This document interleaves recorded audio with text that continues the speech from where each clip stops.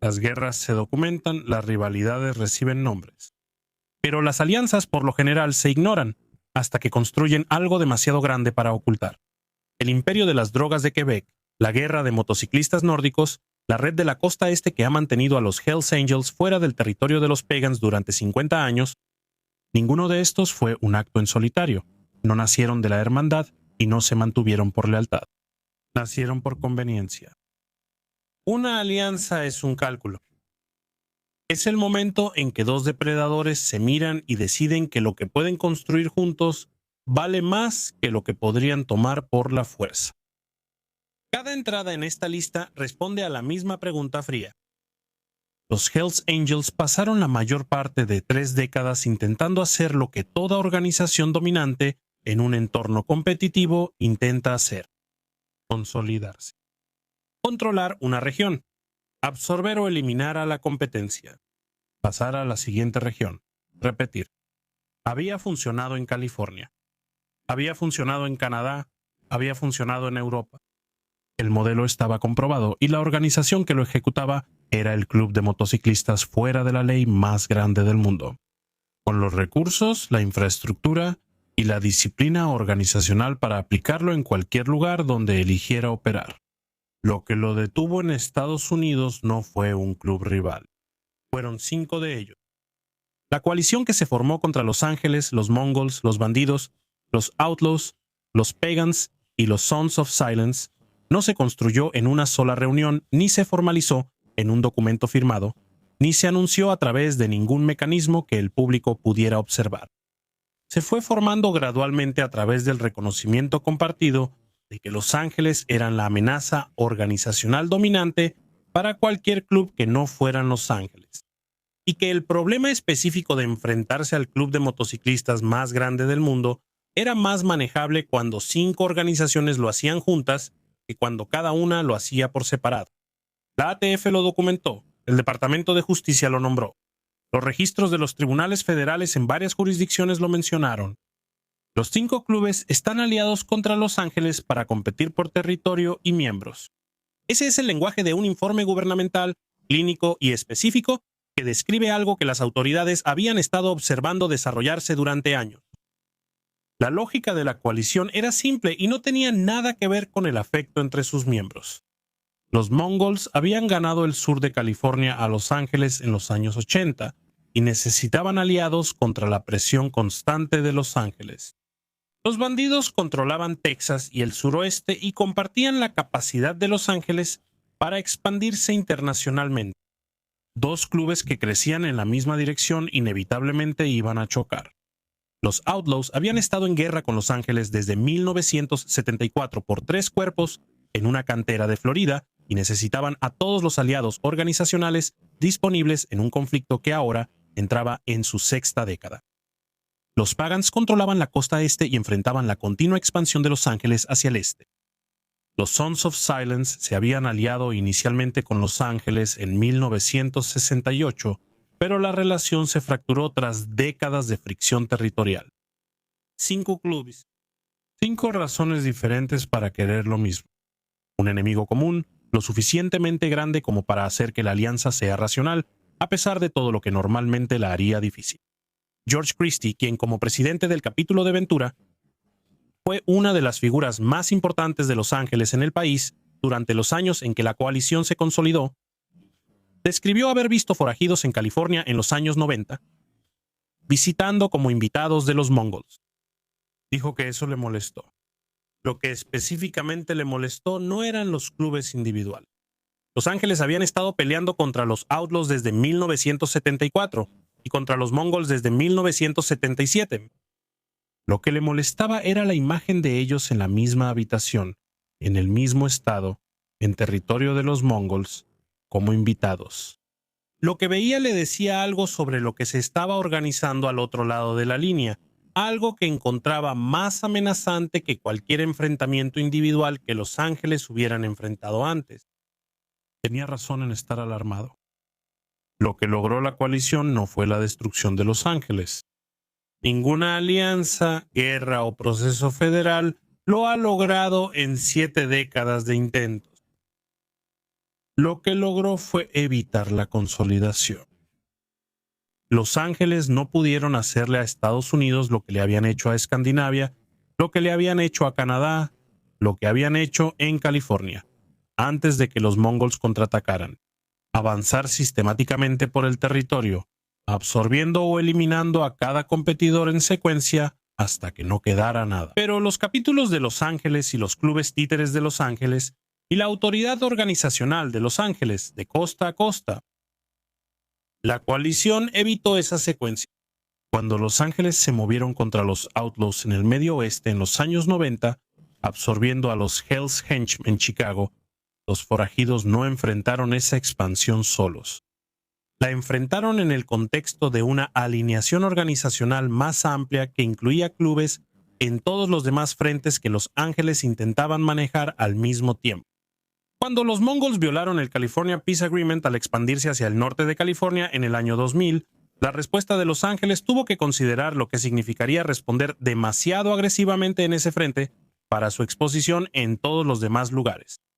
5 clubes luchando contra un enemigo en 5 frentes simultáneos es fundamentalmente diferente a 5 clubes luchando contra un enemigo de manera secuencial. Los Sons of Silence sumaron Colorado en las Rocosas, territorio en el que Los Ángeles habían estado construyendo presencia, pero que nunca controlaron completamente. Una redada en 1999 en un club de los Sons of Silence produjo ametralladoras, bombas caseras y granadas. El perfil específico de armas de un club que se había estado preparando para el tipo de conflicto que la coalición hizo posible. Los Pagans trajeron toda la costa este y las conexiones con el crimen organizado italoamericano que les dieron una profundidad institucional que Los Ángeles no podían replicar fácilmente en esa geografía. El logro específico de la coalición es visible en el mapa del territorio de los clubes de motociclistas forajidos estadounidenses, tal como existe hoy en día. Los Ángeles son poderosos. Tienen capítulos en 27 estados de Estados Unidos. Son el club forajido más grande del mundo. Y no controlan la costa este que está en manos de los Pagans.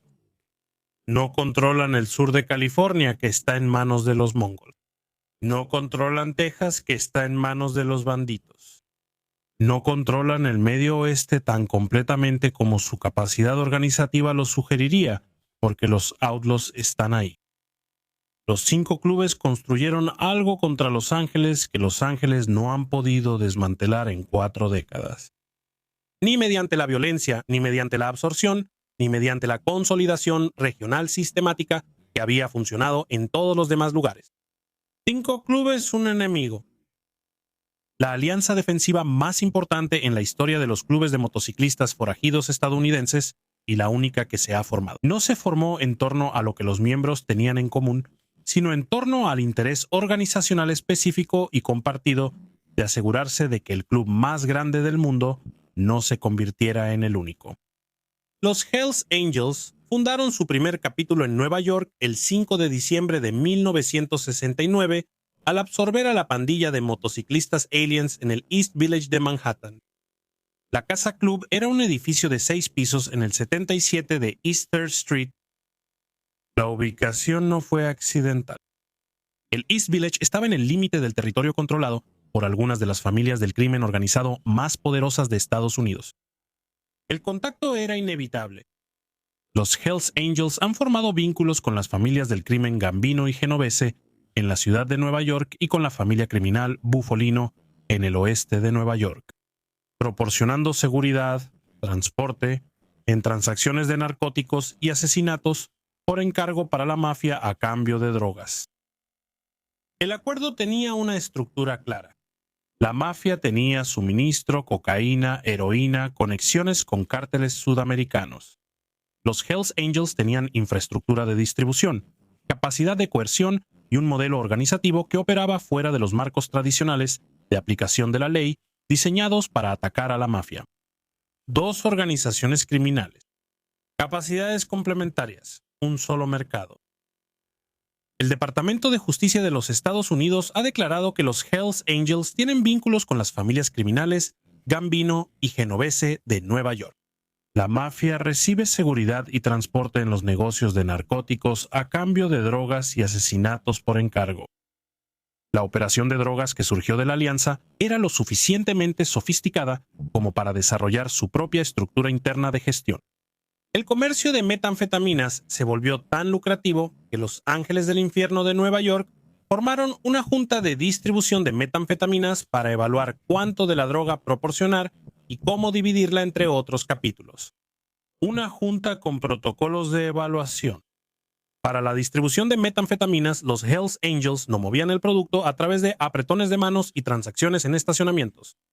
Ellos operaban una organización de distribución con administración, supervisión y sistemas de asignación entre capítulos. La cadena de suministro iba mucho más allá de la mafia. El Servicio de Aduanas de Estados Unidos documentó casos en los que los Hells Angels de Nueva York se asociaron con el cartel de Medellín para el contrabando de cocaína. La familia Gambino y la familia Genovese por un lado, el cartel de Medellín por el otro. Los Ángeles de Nueva York estaban entre ambos, distribuyendo producto en ambas direcciones a través de una red que se extendía desde el Seide del East Village hasta los capítulos en Binghamton y Troy, al norte del estado. La operación de contravigilancia que construyeron para protegerla era igual de sofisticada. Según documentos federales, los Hells Angels utilizaban un extenso sistema de contravigilancia para evitar la infiltración de las fuerzas del orden. Eso supuestamente incluía un contacto en el Departamento de Policía de la ciudad de Nueva York y un fiscal federal en Albany. Un contacto dentro del Departamento de Policía de Nueva York. Un contacto dentro de la Fiscalía de Albany. La alianza con el crimen organizado le había dado a Los Ángeles acceso precisamente al tipo de corrupción institucional que hacía que las empresas criminales fueran realmente difíciles de desmantelar. La documentación federal más reciente sobre la asociación provenía de Montreal y no de Nueva York. Sûreté du Québec. El inspector jefe Patrick Belanger dijo que las investigaciones conjuntas permitieron el arresto de los jefes muy influyentes del crimen organizado que formaron una alianza entre los Hells Angels, la mafia y las pandillas callejeras. Esta alianza nació del deseo de controlar territorio, particularmente el tráfico de drogas y más específicamente el área de Montreal, así como de compartir los ingresos.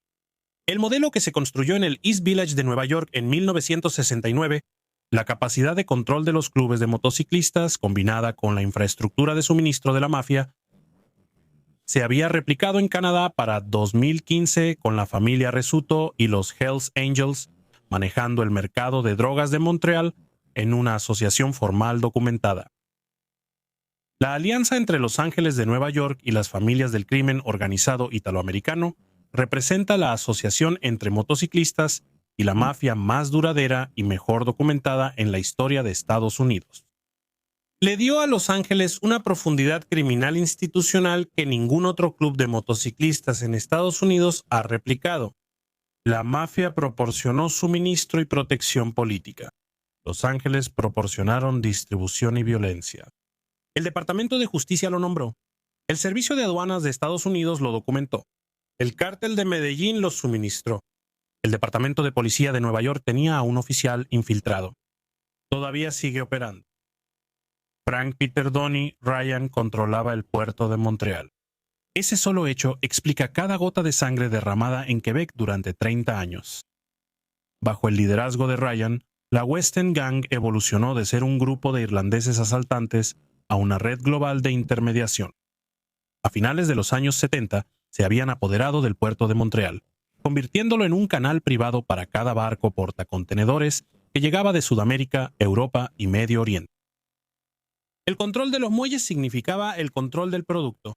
Cocaína de Colombia, heroína del Creciente Dorado y hachís de Marruecos.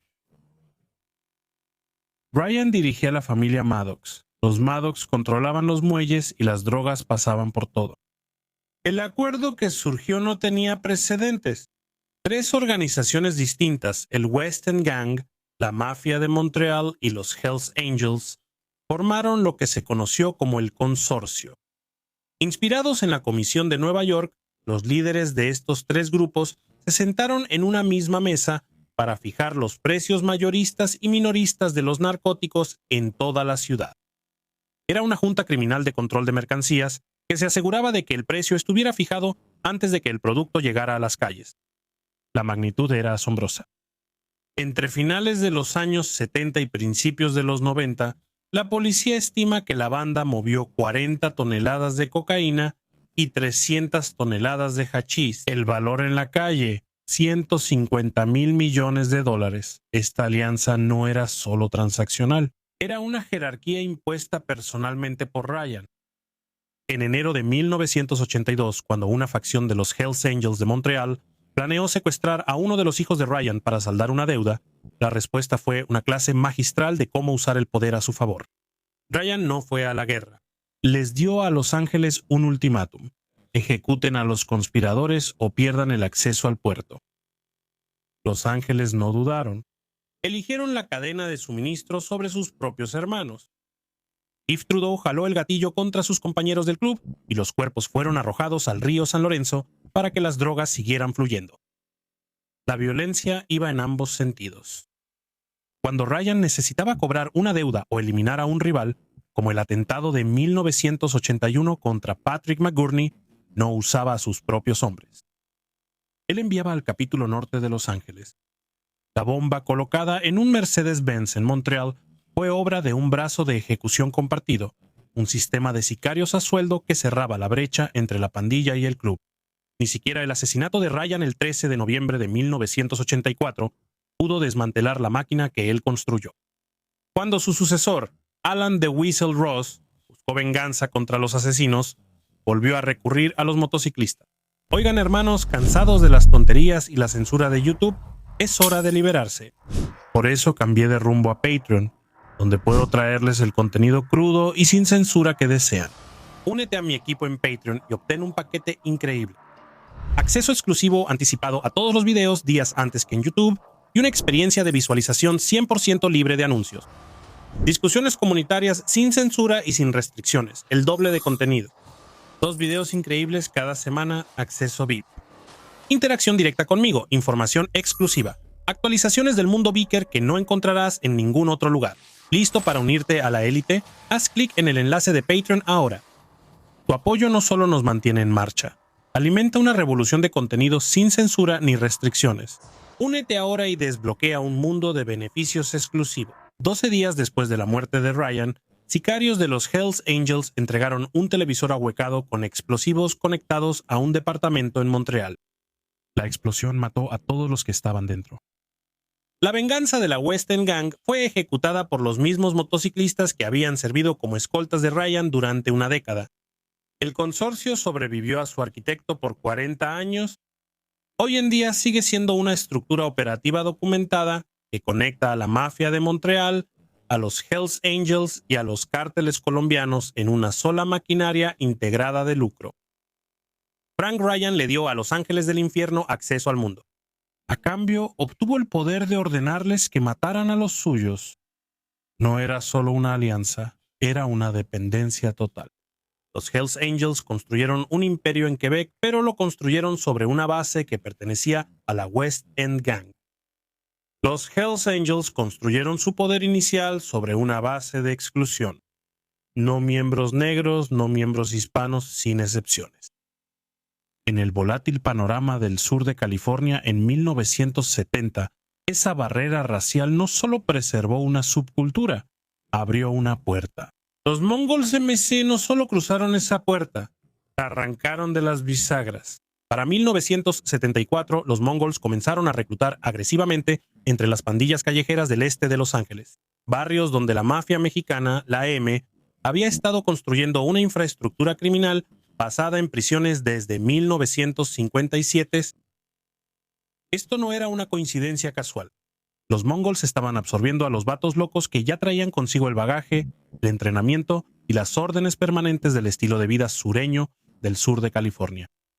Muchos de estos reclutas se convirtieron en la columna vertebral de los East LA Enforcers, un escuadrón especializado dentro de los Mongols que llevaba un parche distintivo en blanco y negro de ELA en la parte delantera de sus chalecos.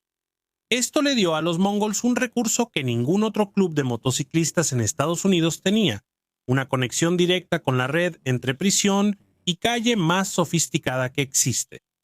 Mientras que los Hells Angels eran una isla aislada, los Mongols eran un componente integrado de un ecosistema masivo. A través de la AM, los Mongols obtuvieron acceso a la distribución de drogas a nivel callejero, sistemas de impuestos en barrios enteros y un suministro ilimitado de soldados que ya habían jurado lealtad a la autoridad de la mafia mexicana. Fue el contragolpe definitivo contra la hegemonía de los Hells Angels.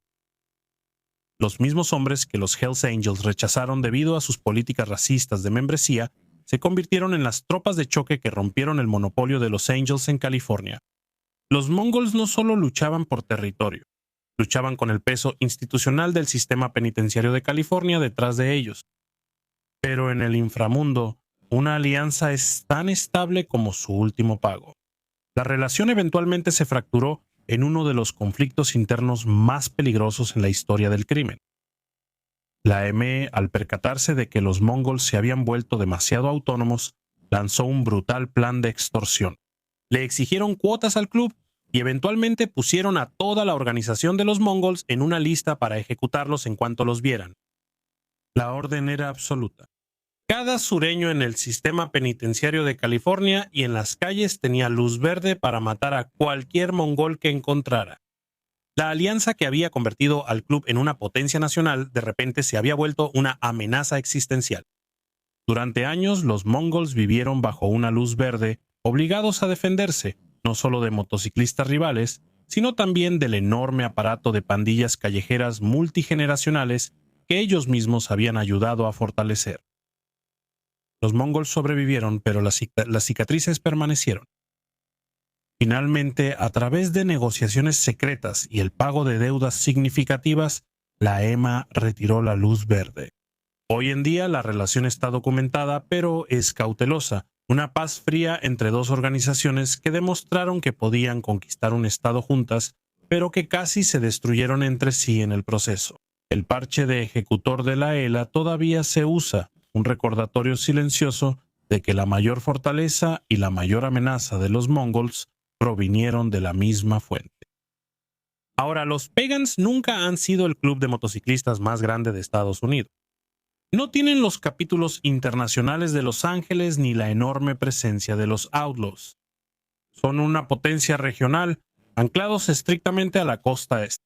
13 estados sin presencia en la costa oeste y sin expansión global. Pero el tamaño es una métrica engañosa en el noreste.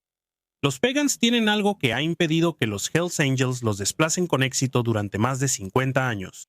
Tienen a la mafia respaldándolos. Esto no fue solo una serie de apretones de manos. Fue una integración profunda y estructural en las familias de la Cosa Nostra, LCN de Pittsburgh, Filadelfia, Nueva York y Nueva Jersey.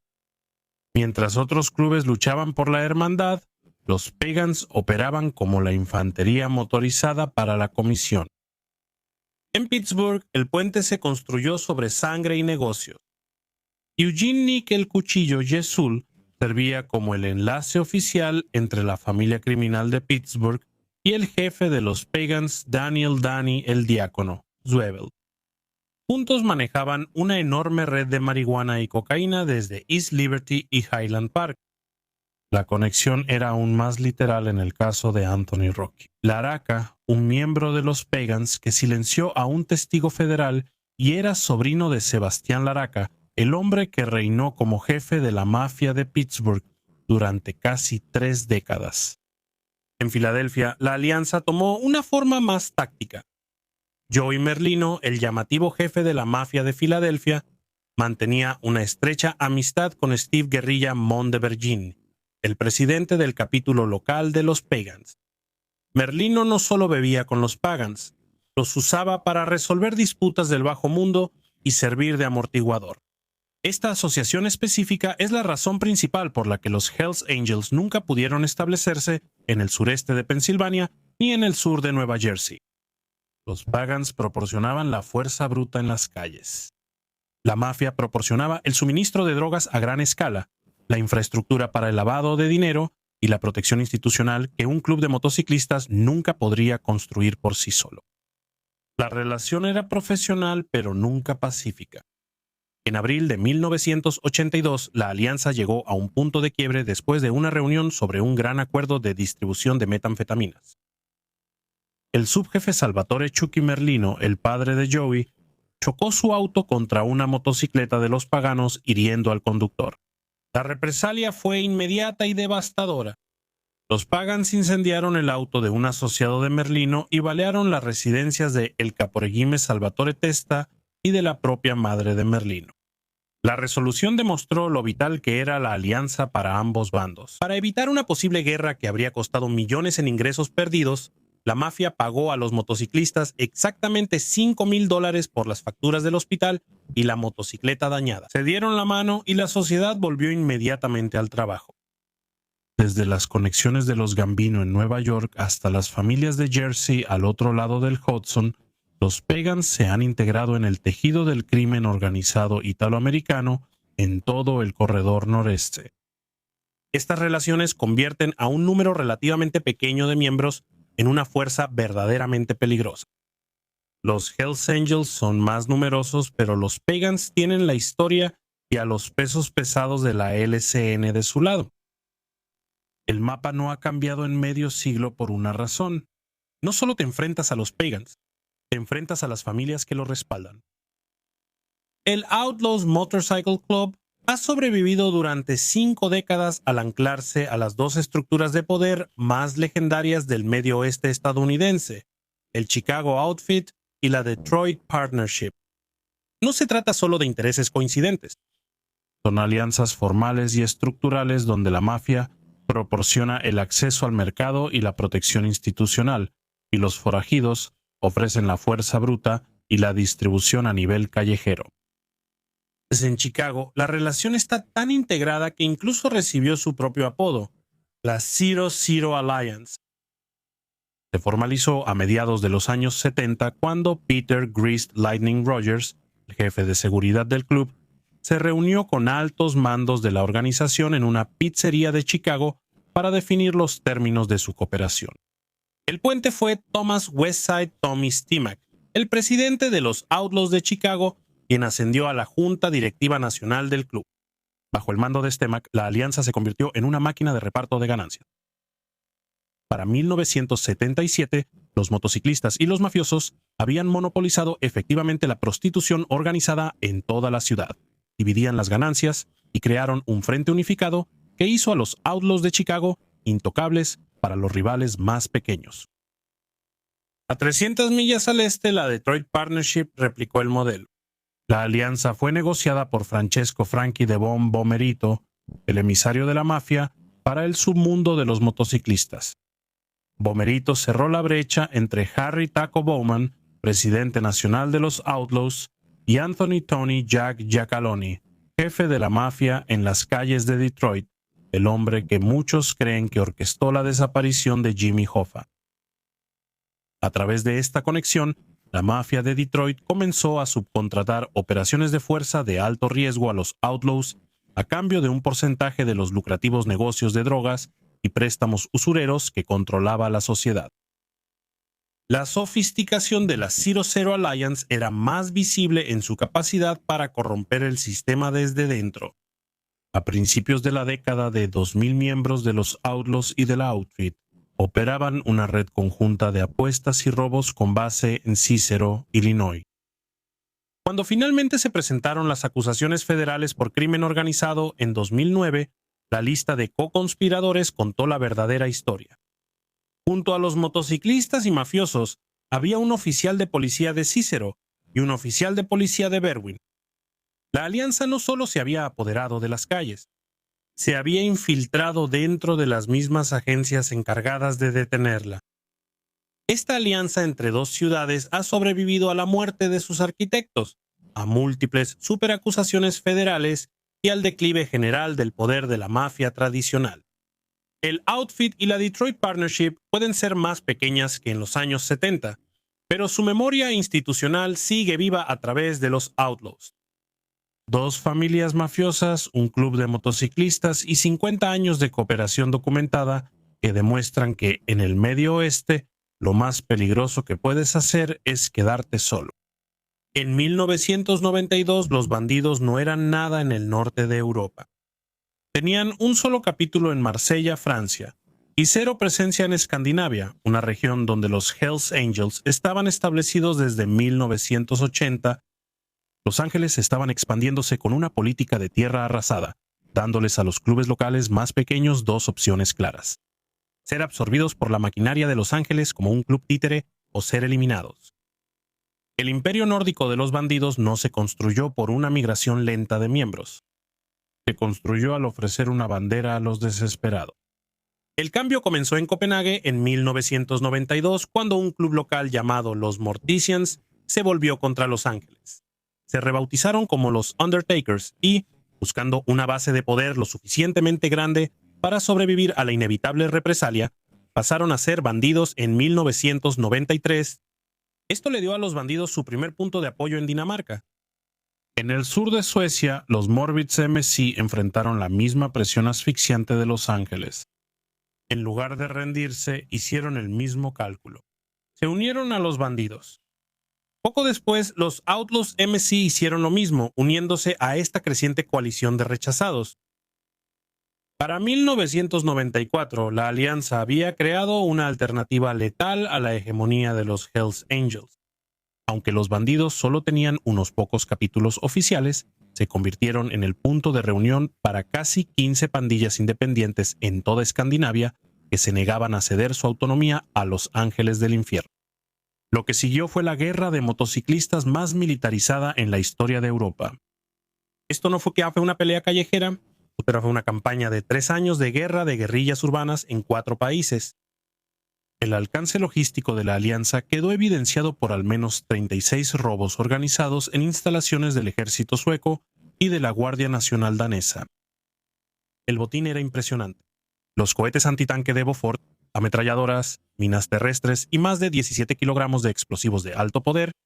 El conflicto escaló hasta convertirse en una serie de enfrentamientos con armas pesadas. Se dispararon 13 cohetes antitanque contra casas club ocupadas. Una granada propulsada por cohete impactó en el complejo de Los Ángeles del Infierno de Copenhague durante una fiesta, resultando en la muerte de un civil.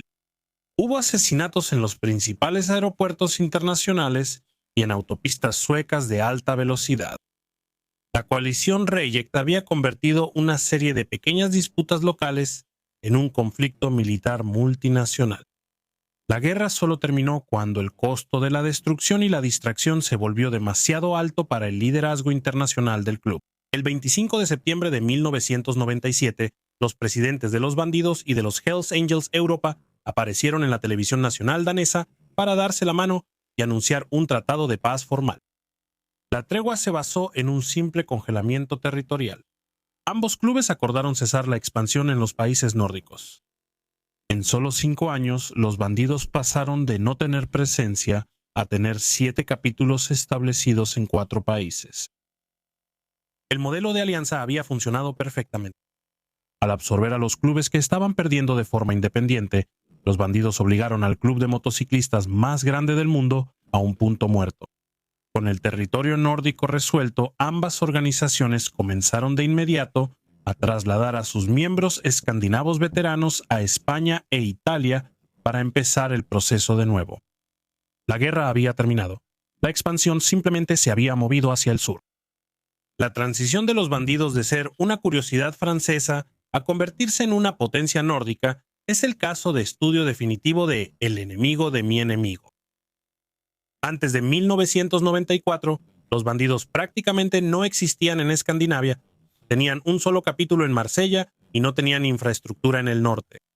Los Hells Angels, en cambio, habían sido el depredador máximo en Dinamarca durante más de una década y estaban consumiendo sistemáticamente a todos los clubes independientes en Suecia, Noruega y Finlandia.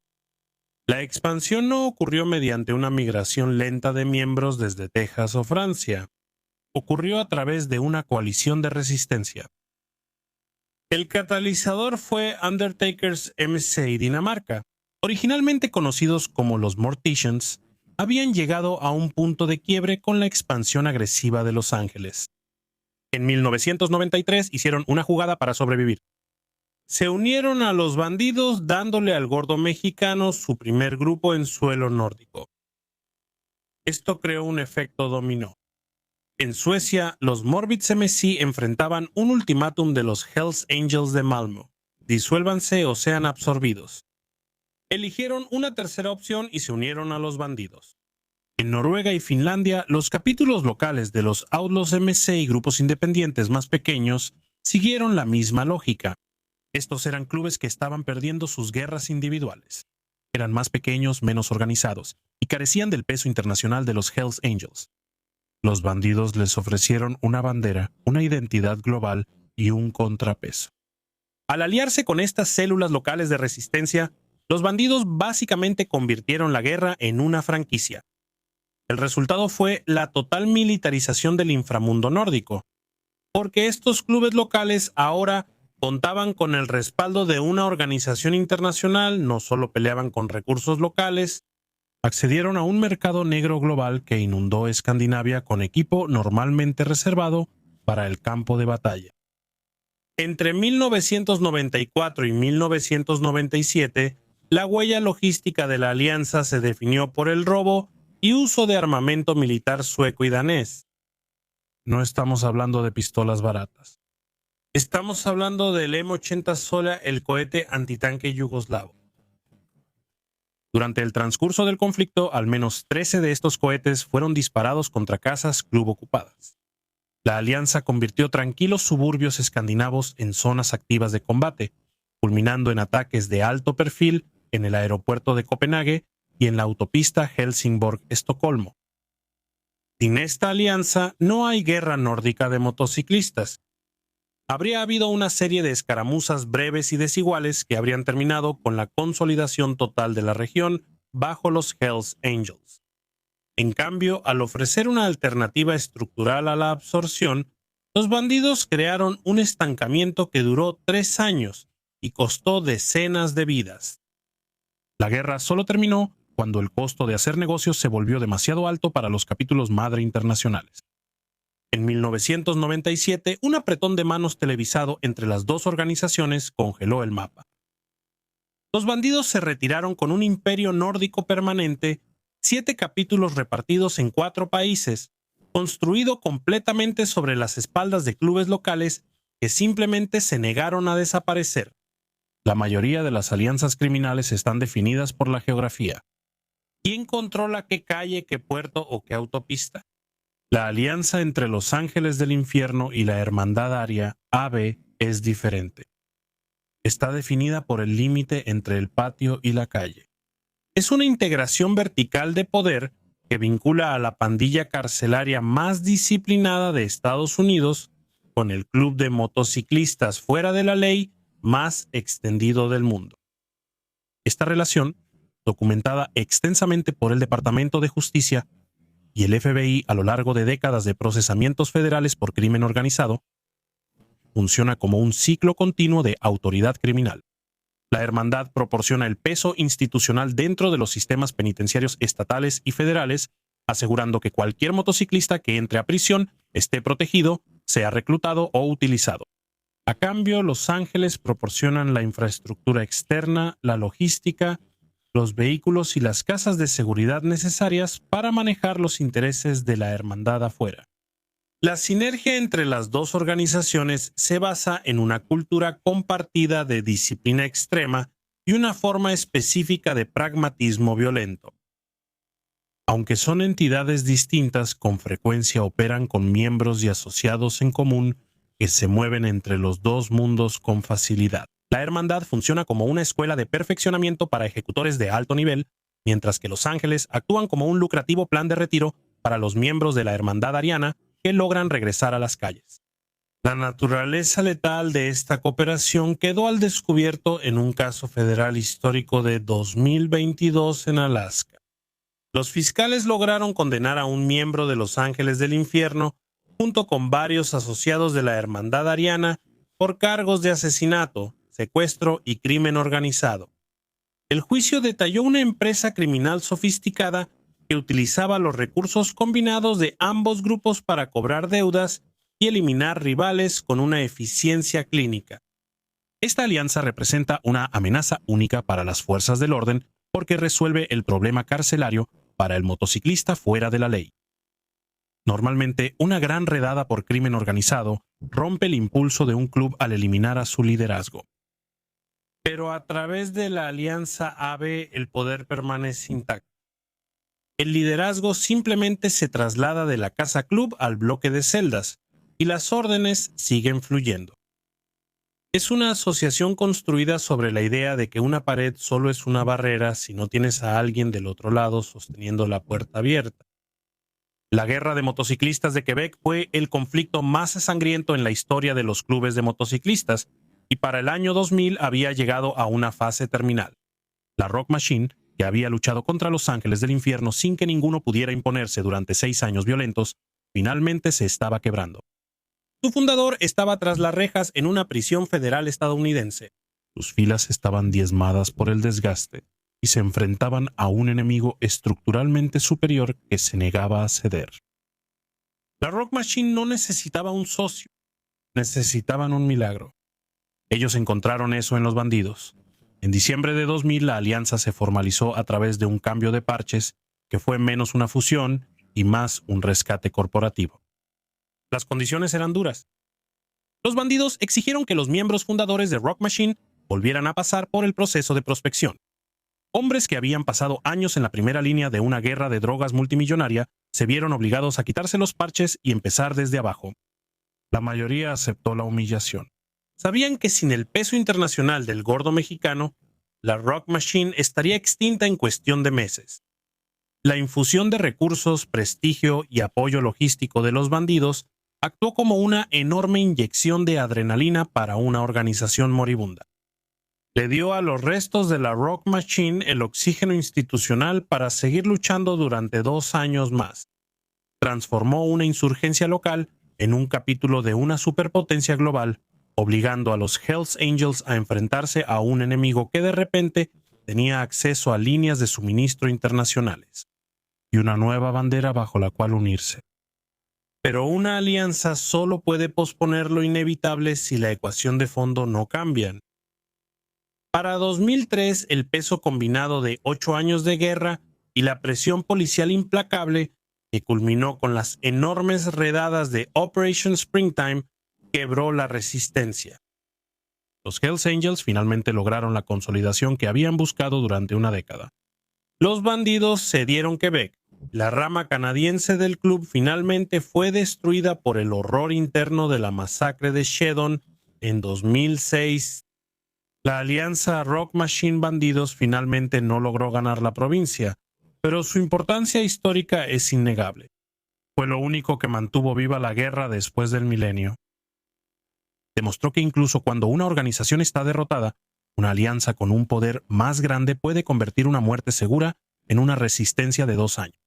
Las 10 alianzas de esta lista redefinieron el panorama criminal de los siglos XX y XXI. Demostraron que, aunque un solo grupo puede iniciar una guerra, se necesita una coalición para construir un imperio o para evitar que uno lo consuma todo. Desde la 00 Alliance en Chicago hasta el Consorcio en Montreal, estas asociaciones crearon estructuras que sobrevivieron a los hombres que las firmaron. Convirtieron las pandillas locales en franquicias internacionales y transformaron simples disputas territoriales en conflictos de nivel militar. También revelaron una verdad fundamental sobre el poder. Mientras más dominante se vuelve una organización, más incentiva a sus enemigos a cooperar.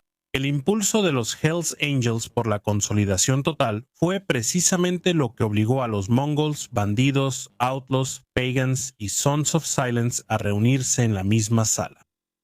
Su fuerza creó la alianza que finalmente la limitó. Hoy en día, estos mapas todavía se están dibujando. Puede que ya no haya luz verde entre los Mongols y la M, pero la infraestructura permanece. El puerto de Montreal todavía mueve contenedores. La Hermandad Aria todavía controla el patio, mientras que Los Ángeles controlan la autopista. En un mundo construido sobre la violencia, el arma más peligrosa no es un arma de fuego ni una bomba. Es la capacidad de mirar a un rival y decidir que por ahora vale más vivo que muerto.